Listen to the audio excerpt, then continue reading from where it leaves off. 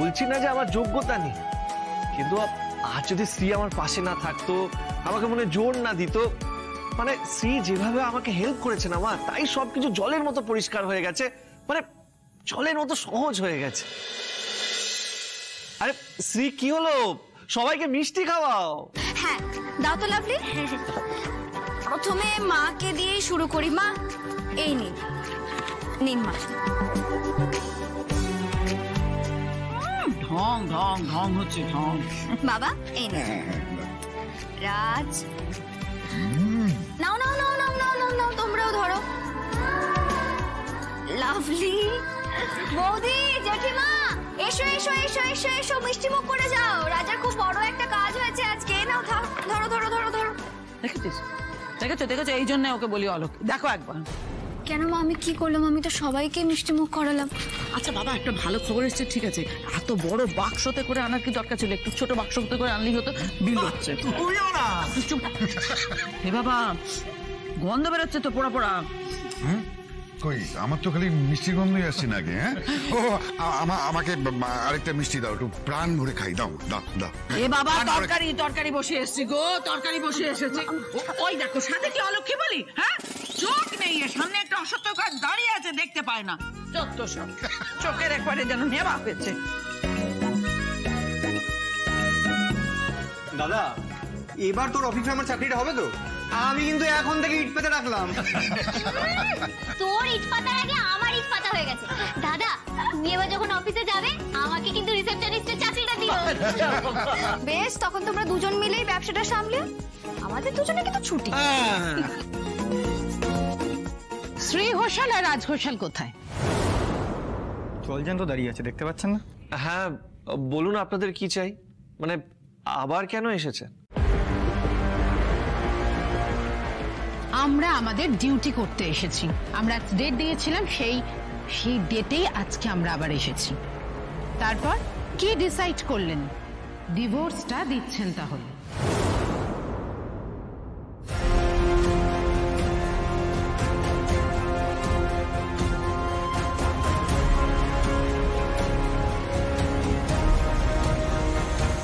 না মানে ডিভোর্সের আর কোনো প্রশ্নই নেই। কি শ্রী, আমি ঠিক বললাম তো?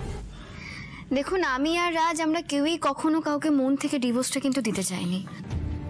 আর আজ আমি আপনাদেরকে কথা দিচ্ছি, ভবিষ্যতে আর কোনোদিনও আমাদের মধ্যে এই ধরনের কোনো ঘটনা ঘটবে না। Thank you. তারপর আবার মারামারি, লাঠালাঠি। তো সেই জন্য আমরা এরকম কোনো মুখের কথাতে মানছি না। আপনাদের লিখিত দিতে হবে। আপনারা আমাদের লিখিত দেবেন যে ভবিষ্যতে আপনারা এরকম আর করবেন না।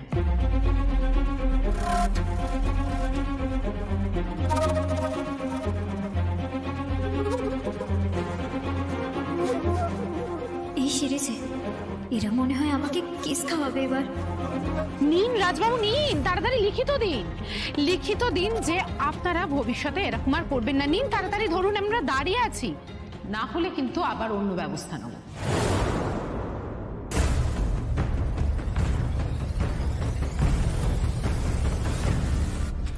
এই, এরা আবার এসেছে? হ্যাঁ, দাঁড়া, আমি মজা দেখাচ্ছি। না না, আবার এসেছে কেন? আমি একটা কথা বলি, আমার ছেলের দোষ ছিল, ঠিক আছে, কিন্তু এই মেয়ে, ও তো সই করেছে, ওরও তো দোষ আছে, ওকে তো কিছু বলছেন না? আমরা শ্রী ঘোষালের পক্ষে।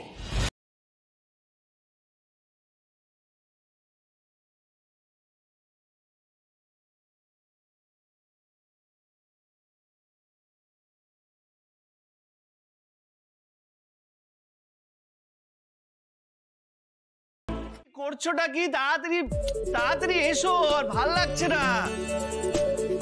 কোনো উত্তর দিচ্ছ না, কি ব্যাপার বলো তো? আরে শ্রী, তাড়াতাড়ি এসো। কি হলো কি? এত চেঁচাচ্ছিস কেন? সারা পাড়া তো জানতে পারবে। সি সি সি সি, কি হয়েছে? কি এত চিৎকার করছিস কেন? চোখে হারাচ্ছিস মনে হচ্ছে সবসময়। মা, এখন শ্রীকে চোখে না হারালে চলবে না, বুঝেছো? কেন, কি হয়েছে? পরিস্থিতিটাই এমন, মানে আমাদের কাছে সময় নষ্ট করার সময় নেই। আর সবসময় স্ত্রীকে দরকার। ওই ব্যবসায় বলো না, সময়ের দাম টাকার থেকে বেশি। আরে শ্রী, তুমি কি শুনতে পাচ্ছ না? কখন থেকে ডাকছি, এখনো ভেতরে আসছে, দাঁড়াও। ও এইবার এবার বুঝতে পারলাম। মা তোমাকেও না মা বলি আরে, কেন আমি আবার কি করলুম? মানে কিছু করনি সেই জন্যই তো বলছি। মানে এ কটা দিন একটু রান্নাঘরের দায়িত্বটা তুমি নিতে পারলে না? কিছু কথা আমি কেন দায়িত্ব নেব? হ্যাঁ, আমার ঘরে এই দুটো জোয়ান বউ রয়েছে, আমি কেন দায়িত্ব নেব? তার বাবা তোকে খাইয়ে পড়ে আমি এতটা বড় করলুম, আজ তোর বউকে আমি রান্নাঘরে পাঠিয়েছি বলে তুই আমায় কথা শোনাচ্ছিস? না মা, কথা শোনাচ্ছি না, বোঝানোর চেষ্টা করছি যে এই বিজনেসটা আমাদের জন্য কতটা ইম্পর্টেন্ট। মা একটু বোঝো, একটা মানুষ বিশ্বাস করে আমাদের টাকা দিয়েছে, আমাদের উপরে কতটা দায়িত্ব একটু বোঝার চেষ্টা করো। এমন করে বলছিস যেন আমি সারা জীবনে কারোর কোনো দায়িত্ব নিইনি। আর বাদ দে, এসব কথা আমি বলতে চাই না। তুই আমাকে একটা কথা বল বাবা, এই যে ব্যবসাটা করছিস সেটা যখন বড় হবে, সব ঠিক হয়ে যাবে, আমার জন্য তুই তখন কি করবি বল বাবা? তোমার জন্যই তো সবকিছু করবো মা। একবার ব্যবসাটা সেট হয়ে গেলে মানে তুমি পায়ের উপরে পা দিয়ে বসে থাকবে, আর তোমার চারপাশে শুধু কাজের লোক থাকবে। তুমি অর্ডার করবে আর ওরা তোমার কাজ করবে। তুমি বলবে আমার এটা চাই, আর রান্নার লোক তোমার এইভাবে দেবে। ব্যাস, তুমি শুধু এনজয় করবে। সত্যি বলেছিস বাবা? হ্যাঁ, তোর ব্যবসা দাঁড়িয়ে গেলে এত কিছু হবে, আমি পায়ের উপর পা দিয়ে বসে থাকবো, সব হবে বাবা? হ্যাঁ মা, নিশ্চয়ই হবে। হ্যাঁ মা, একসাথে লড়াই করলে সব স্বপ্ন পূরণ হবে, আর আপনি দেখবেন আপনার ছেলে আপনার সব স্বপ্ন পূরণ করবে। আরে সুভাই, কথাটা শোনোনি? 10 মিলে 20 কাজ, হারিয়ে যেতে না হীরা। এসে একটা আলটপকা কথা বলে এই দিল। কি সুন্দর একটা ভালো কথা বললো, আরে মাঝখান থেকে এসে একটা খারাপ ফোড়ন কাট। কিন্তু আমি কানে কি শুনলাম? ওরে বাদল, তুলি আয় আয় এদিকে আয় আয় আয় আয়। কি হয়েছে? তোর মা আজকে মুখ ফুটে কি বললো রে? যা বলেছে সেটাই শুনেছো। কি সুন্দর বললো যে একসঙ্গে সবার কাজ কর।